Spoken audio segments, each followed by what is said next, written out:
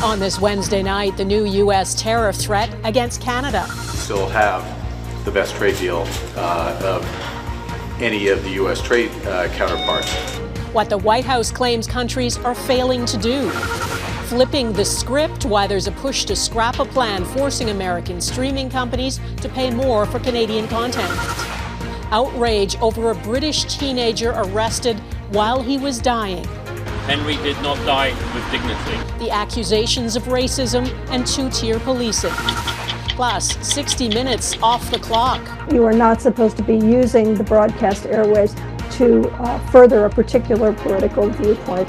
Why a veteran CBS journalist was fired as fears amplify about corporate and government influence. Global National with Donna Friesen.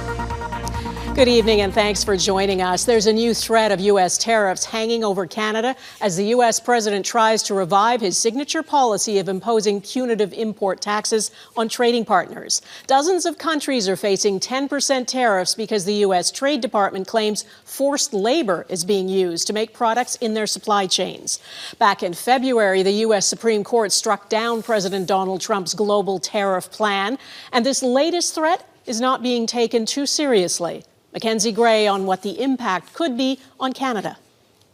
For the second day in a row, the Prime Minister brushing off the Trump administration's latest attack. This is not a surprise. It's something that the U.S. has been planning for a few months. A planned investigation by the U.S. Trade Representative into Canada, plus 59 other countries, where they allege no one has done enough to stop the importation of products made by forced labor. The punishment? A proposed new 10% tariff, but with major carve-outs for Canada. Won't apply to goods covered by the Canada-US-Mexico free trade deal, roughly 85% of Canada-US trade, or the already punishing 50% tariffs on steel and aluminum. That puts us in a position where, again, we would still have the best trade deal of any of the U.S. trade counterparts. The tariffs aren't guaranteed, a final decision set for sometime in July, widely viewed as replacements for previous Trump tariffs that the U.S. Supreme Court struck down.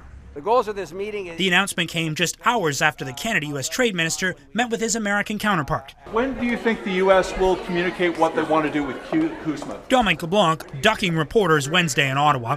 The new tariff likely tied to the trade talks, according to Justin Trudeau's former point person on U.S. trade. The administration wants to turn up the heat on Canada and remind us that they can cause pain to Canada and try to pressure Canada into making a deal. Carney promising new legislation on forced labor in the coming weeks to placate U.S. concerns, an issue the Conservatives have long criticized the Liberals on. You claim about forced labor in Shenzhen. Have you witnessed this yourself? I've been to China many times. Including after recent floor crosser Michael Ma badgered a parliamentary committee witness, downplaying concerns over forced labor in China.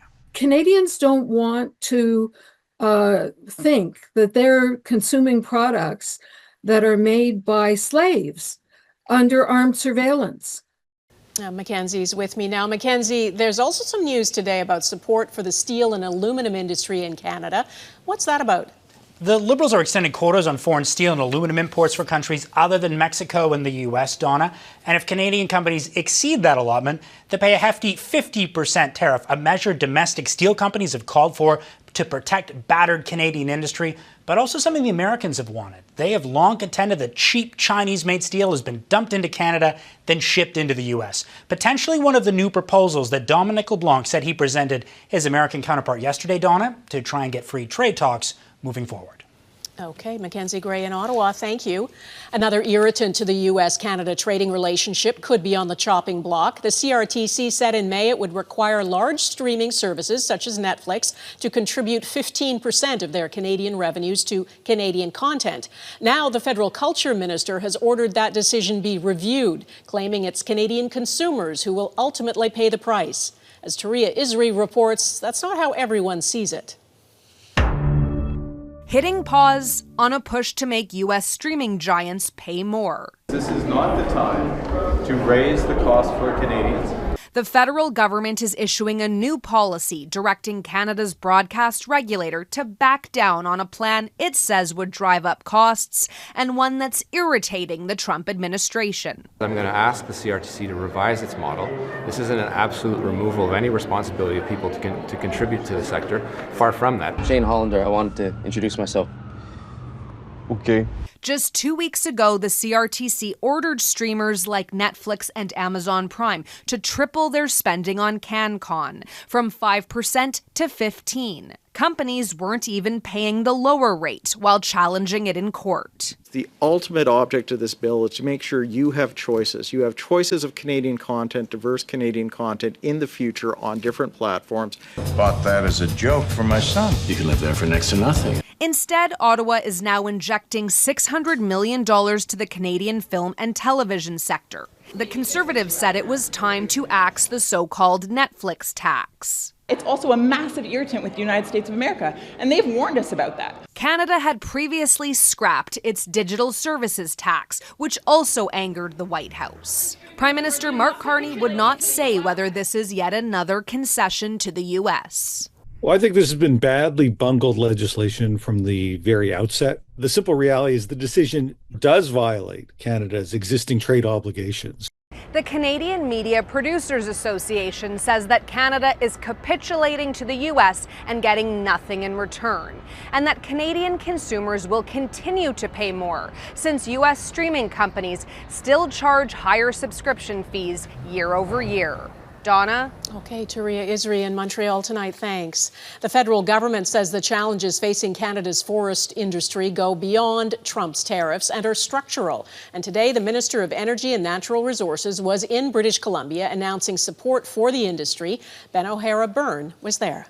Yeah, the federal Minister of Energy and Natural Resources is on Vancouver Island this week to take part in a forestry conference, the Canadian Council of Forestry Ministers, which brings together all the provincial forestry ministers as well as members of industry, are here talking about the issues that are troubling this industry these days. And there are many, not least of which is those tariffs. I mean, this is a long-standing trade dispute with the U.S. over softwood lumber. But these new Trump tariffs that have come in over the last 16 months or so has that up around 45% now on average. So the industry is really struggling with those amongst some other older systemic issues. They're here to try to hammer those out. But this was also an opportunity for Tim Hodgson to offer some relief. There have been loud calls for Ottawa to do more for the forestry sector. So Tim Hodgson came with an announcement of new measures, including about $400 million in new loans available both through regional development offices and a new regional development fund, and about $130 million that will be offered to new projects. This is an industry that under free trade is in its fifth version of the trade war.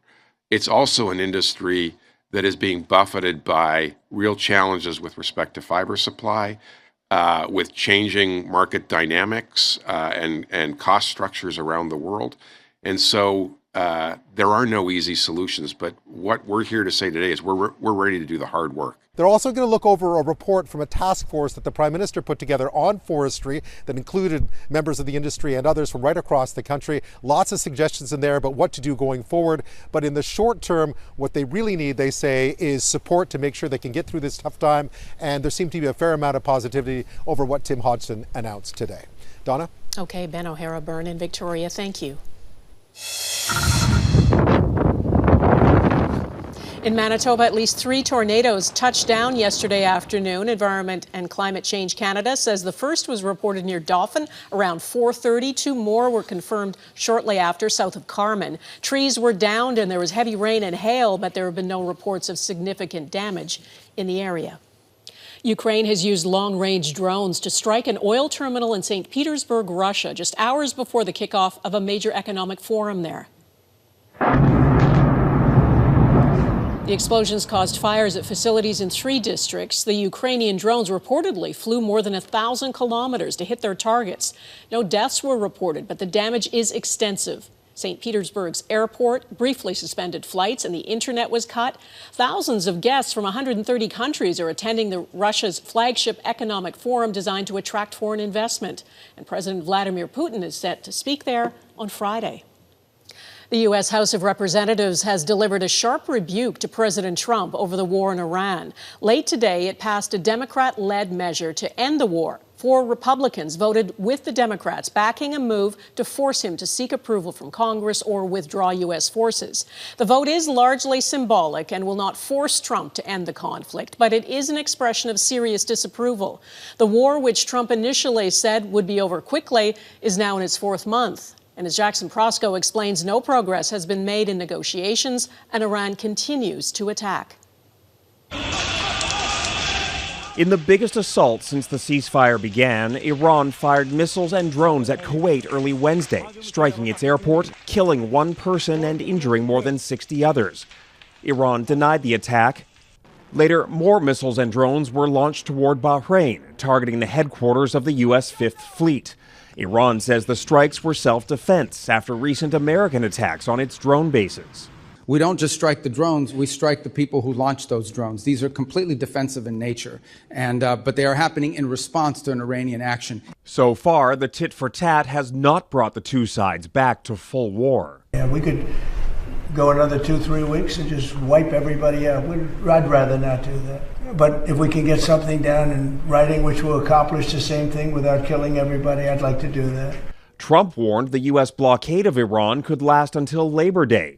He went on to acknowledge a potential stumbling block in negotiations: Israel's war against Hezbollah in Lebanon, which led to a heated phone call with Israeli Prime Minister Benjamin Netanyahu, where Trump called him crazy. I was a little bit perturbed at his constantly fighting with Lebanon. Sometimes we have, as in the best of families, you have these tactical disagreements. We always find a way to work them out, and we do so as great friends. Netanyahu says he and Trump still agree on the broad direction of the war against Iran, which for now remains locked in a tense stalemate that threatens to erupt at any moment. Jackson Proskow, Global News, Washington. The U.S. president's apparent tendency to fall asleep during meetings was confronted head-on today at a congressional committee meeting. U.S. Secretary of State Marco Rubio was asked if he has seen Donald Trump doze off during important meetings. I've never seen him fall asleep. On the contrary, the guy doesn't sleep, which is a big problem because he calls me at 2 in the morning, he calls me at 5 in the morning. I'm going to show you in a moment a video that shows you just lied to Congress. Oh, okay. But this war is going on, and the president is trying to end it. You are literally talking about issues of war and peace, and Donald Trump is sleeping right next to you. Has a fair shot. A Democratic congressman showed several clips of Trump appearing to be asleep during meetings. The scrutiny around whether Trump has dozed off on the job is adding to questions about his health as he approaches his 80th birthday this month. Turmoil at CBS News coming up. One high-profile reporter's blistering attack on his bosses and fears of where the network is headed.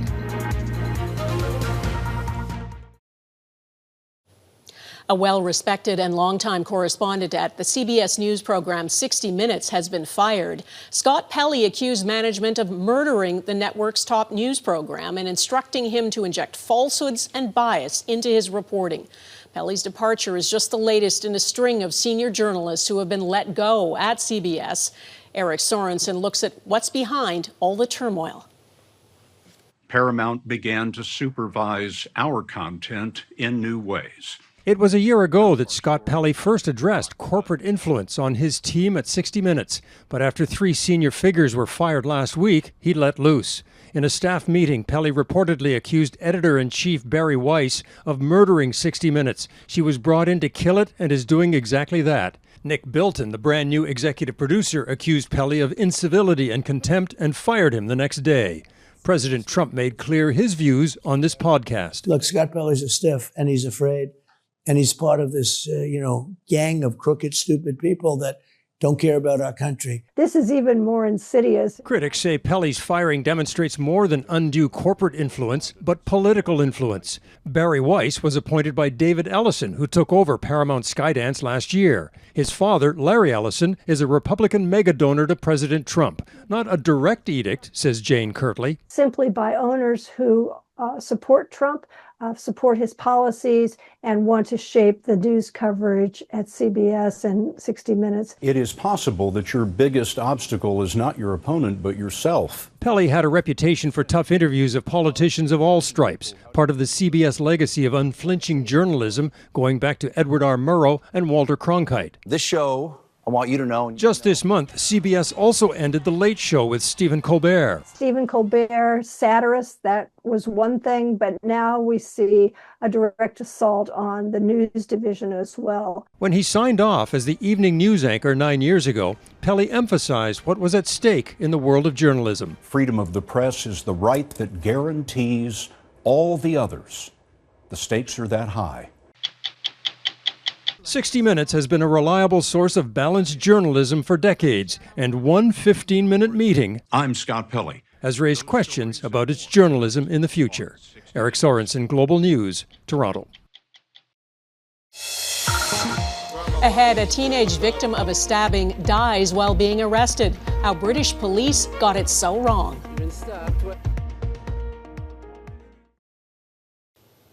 For decades, police forces in Britain have faced allegations of racism. Now, body cam footage of a murder has sparked outrage. It shows police handcuffing a white teenager who repeatedly said he'd been stabbed and was unable to breathe.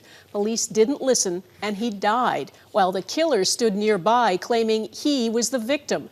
As Redmond Shannon reports, the case is now being politicized, and a warning, some of the video may be distressing to some viewers. When police arrived to a call reported as racial abuse, they believed killer Vikram Digwa's accusations about Henry Novak being the aggressor. Grabbed my brother, he took my turban off. But body cam footage shows officers were told Novak was hurt. He's got a mouth full of blood, I don't want him. By a witness and multiple times by 18-year-old Novak himself. Alright, mate. Been stabbed. You've been stabbed? Whereabouts? Don't think you have, mate. Instead of treating him, an officer arrested and handcuffed him. Oh, I can't breathe. Novak's life slipping away as his rights are read to him. That was the last thing he heard. Henry did not die with dignity. He lost consciousness before anyone believed him. After the trial, Novak's father called for change, but blamed Digwa alone for his son's death. A pathologist told the court Novak could not have been saved. We do not want his death to be used to create further division, hatred or tension. But that is happening. I suggest the rest of us respond to this with pure, cold rage. Reform UK party leader Nigel Farage said Britain now has two-tier policing. Racist police off our streets! Where he says white people are being discriminated against. A subsequent protest featuring far-right activists turned violent. England's police watchdog is reviewing police anti-racism guidelines, which say that equality doesn't mean treating everyone, quote, the same. Wording the government says gives the wrong impression. Now, there clearly are lessons, Mr. Speaker, that need to be learnt. The Prime Minister and police chief have rejected accusations of two-tier policing. There is a process for understanding what they did and why they did it, and that's the independent investigation. Chief Constable Alexis Boone says he has apologised to the Novaks for how officers treated their dying son. Redmond Shannon, Global News, London. The federal government has endorsed a plan to move Canada's last remaining captive whales to aquariums in the U.S. and Spain. There are 30 belugas and 4 dolphins at Marineland, a theme park in Niagara Falls, Ontario, that's now closed to the public. Ottawa has issued the first batch of permits to move them. They'll be transferred to 5 different parks. Marineland says it's navigating the process, calling the relocation an extraordinarily complex undertaking. Next, robotic care for chemo patients. Why BC's biggest hospital is turning to new technology. Certain as the sun, rising in the east. Peabo Bryson, the R&B singer behind two of Disney's most beloved Oscar-winning movie duets, has died at the age of 75. His family says he suffered a stroke. Bryson's career spanned decades. He had a string of hits through the 70s and 80s, and he enjoyed success as a solo artist, but became known for his duets, including Tonight as Celebrate My Love with Roberta Flack and Beauty and the Beast with Celine Dion. Today, Dion posted she is heartbroken. He will remain, she says, a real symbol of the joy that music has brought to my life. Pharmacists at BC's largest hospital have a new robotic co-worker. Vancouver General is the first hospital in Canada to put in place new technology in chemotherapy preparation. Sarah McDonald explains how it's improving efficiency for patients while protecting frontline healthcare workers. There's a new set of helping hands scrubbing in at Vancouver General Hospital. Before robotic technology was implemented, it was a very manual process. Or more accurately, robotic arms on Kiro, the oncology robot. Two of the machines now on shift for the first time in a Canadian hospital, automating and streamlining the process of preparing chemotherapy drugs. We are able to do a large portion of that number through the robots. We're able to treat more patients because of the increase in speed. Kiro's technology may be cutting edge, but its purpose is simple: easing the workload of its human healthcare counterparts and making the job safer for frontline pharmacists. When you're preparing chemo medication, there's always risk, and much safer for our staff, and is less chance of getting any contamination. At full operational capacity, Kiro will help dispense more than 26,000 doses of chemotherapy every year, meticulously monitored by a barcode system, cutting back on medical waste and costs if a patient's treatment schedule changes. Those preparations can go bad. They're wasted, and they're quite expensive. So the beauty of the chemotherapy robot is that it can prepare those much more in a timely, on-demand fashion. At roughly $1.5 million apiece, this initiative was powered through private funds from donors across BC. It is like living in the future. It's like living in one of the sci-fi movies I watched as a kid. Paving the way for a new future of public oncology care across the country. Sarah McDonald, Global News, Vancouver. That is Global National for this Wednesday. I'm Donna Friesen. Tonight's Your Canada is what's described as the largest Canadian flag ever unfurled on a mountain, Grouse Mountain, in North Vancouver. Thanks for watching, and hope to see you here again tomorrow. Bye-bye.